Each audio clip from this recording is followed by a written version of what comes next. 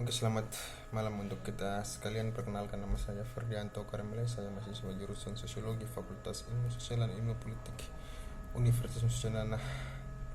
Kali saya akan membawakan beberapa materi terkait dengan informasi masyarakat, informasi global masyarakat, artinya informasi yang secara global atau secara menyeluruh yang terdapat di berbagai belahan dunia.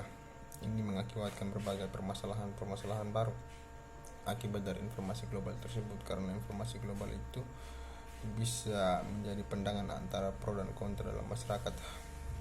Pada pembahasan pertama ini dibahas tentang sistem informasi operasi dalam global yang dinamis dalam lingkungan bisnis. Sistem di abad 21 digital saat ini, hampir semua bisnis menghadapi persaingan yang ketat dari persaingan seluruh dunia. Artinya berbagai bisnis di dunia ini yang sekarang bertumbuh cepat ini itu terjadi persaingan yang kuat, yang mampu mengetahui informasi global dan juga mampu uh, memasarkan bisnis mereka dan diterima di pasaran, maka otomatis akan berkembang pesat. Itu semua tidak terlepas dari sistem informasi operasi dalam globalisasi ini, karena dalam globalisasi ini segala teknologi akan berkembang pesat, di mana teknologi-teknologi tersebut dijadikan sebagai suatu pegangan yang kuat dalam meningkatkan dunia bisnis tersebut. Hal ini memaksa perusahaan untuk mencari strategi bisnis sesuai untuk menopang pasar mereka yang kompetitif. Hal ini dia mengarahkan perusahaan untuk mengubah keberadaan mereka, cara menjalankan bisnis, dan mentransformasikan diri dalam cara yang mungkin mereka tahu untuk mengatasi tantangan global, bersaing secara global, dan akhirnya tumbuh pemenang. Dan dalam fenomena ini, perusahaan merupakan operasi bisnis dengan cara yang paling kreatif dan inovatif. Bisa jadi tidak perlu dikatakan bahwa ini dilakukan melalui penggabungan teknologi informasi menjadi strategi dan tujuan bisnis. Artinya mereka menggabungkan teknologi informasi secara menyeluruh dengan produk yang dihasilkan sehingga menarik dan berbeda dengan yang lainnya dan dapat diterima di pasar. Itu mengakibatkan kelonjakan atau kenaikan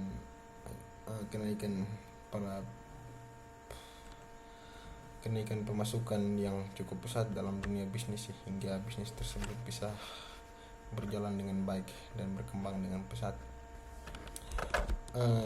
Globalisasi tidak hanya sekedar melakukan bisnis di luar daerah atau negara. Ini melibatkan kondisi struktur bisnis, fungsi ikatan unit, dan karyawan bersama dengan penggabungan global yang sesuai strategi. Untuk menerapkan strategi global yang efisien, manajemen sistem informasi global tampak menjadi solusi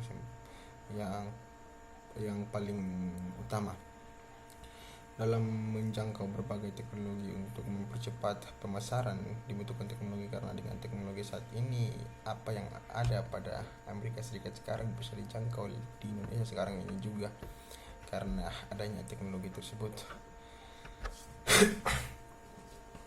Faktor globalisasi juga sangat mempengaruhi, karena dengan globalisasi sendiri kita semua bisa meningkatkan mengetahui informasi dengan cepat, dan juga dapat membuat segala sesuatunya lebih mudah.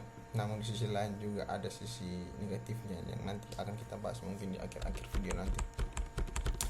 Fakta bahwa bisnis berspekulasi tentang pentingnya globalisasi adalah tidak terlalu menjadi masalah, namun tantangan global yang menghadiri resiko dengan jenis peluang dan ancaman ekonomi. Artinya berani siap mengambil resiko untuk menuju bisnis maju. Ini kita hanya sekedar berbicara seputaran bisnis, di mana risiko sangatlah tinggi dalam dunia bisnis dan membutuhkan dana yang tidak sedikit untuk bersaing dengan orang-orang yang berada di bisnis atas, sehingga bisa tetap dijalankan. Ini membutuhkan inovatif dan kreativitas tingkat tinggi dari para karyawan, para influencer atau para CIO itu tersebut harus memiliki kemampuan yang cukup untuk bersaing dalam dunia bisnis dalam globalisasi ini.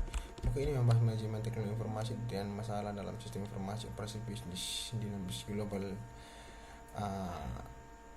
lingkungan. Ini mencakup diskusi tentang teori teknologi informasi global, kerangka dan arsitektur IT, penemuan manajemen pengetahuan global, peningkatan metodologi pengembangan sistem informasi global, dan aplikasi teknologi terbaru seperti teknologi seluruh dan layanan web dan pengembangan operasi sistem informasi global. Buku ini juga membahas arsitektur rantai pasokan, integrasi bisnis global, perbaikan proses apa yang diperlukan untuk diterapkan sebagai sistem informasi, dan bagaimana organisasi menangani pengambilan dari berbagai sumber informasi secara global.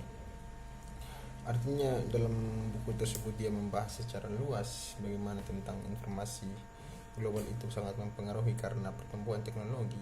Ada berbagai peretas-peretas atau hacker-hacker yang dapat merusak berbagai sistem dalam teknologi tersebut sehingga merusak perusahaan tersebut. Ini membutuhkan kemampuan yang cukup mumpuni untuk bagaimana menjalankan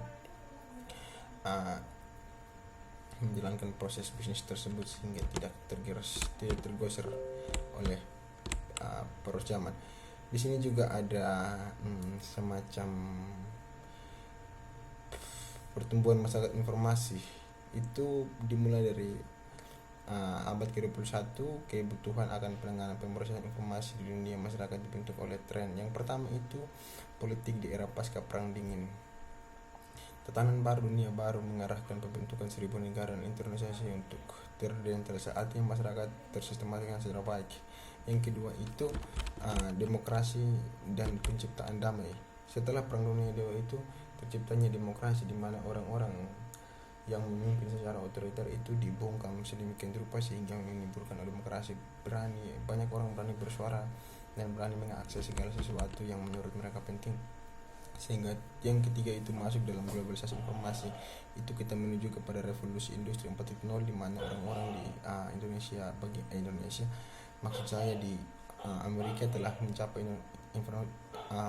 perkembangan teknologi 4.0 di mana menggunakan teknologi untuk menjadi kekuatan penuh.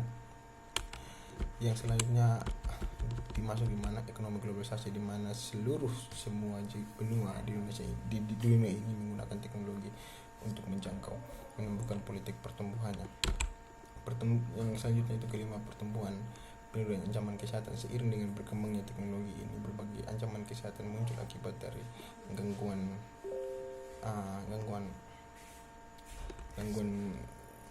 jaringan yang ada, karena faktor jaringan juga sangat mempengaruhi kualitas otak manusia.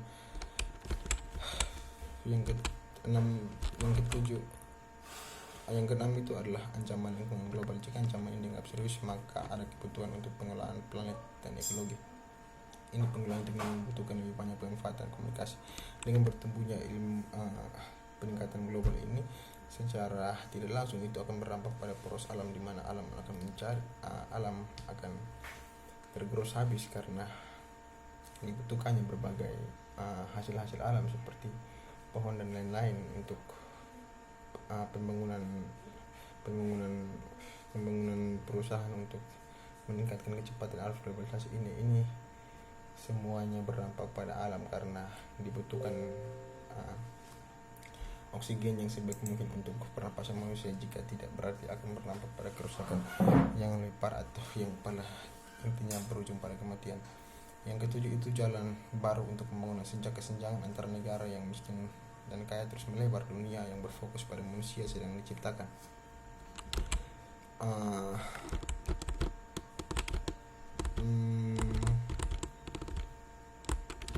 Ini harus membutuhkan usaha konsep baru atau keamanan manusia, model baru pembangunan manusia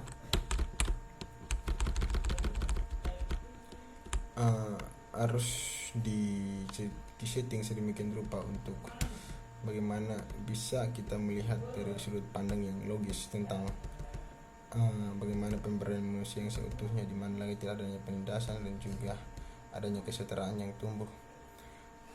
Artinya menciptakan pembangunan manusia yang berkelanjutan, yang berbudi pekerti, yang berbudi luhur dan mempunyai moralitas yang bagus untuk mengimbangi antara kekuatan alam dengan kebutuhan manusia. Itu memanglah sangat rumit, tetapi itu dibutuhkan untuk adanya keseimbangan antara alam dan manusia sehingga terciptanya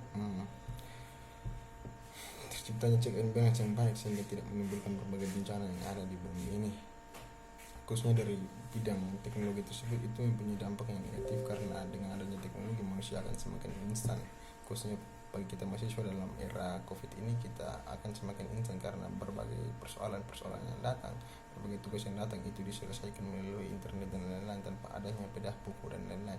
Itu membuat praktis dan instan, sehingga membuat sifat dan moralitas manusia akan terus instan, sehingga mungkin akan berdampak pada penggunaan barang-barang di sekitar atau alam-alam di sekitar kita. Mungkin itu saja, saya ucapkan terima kasih.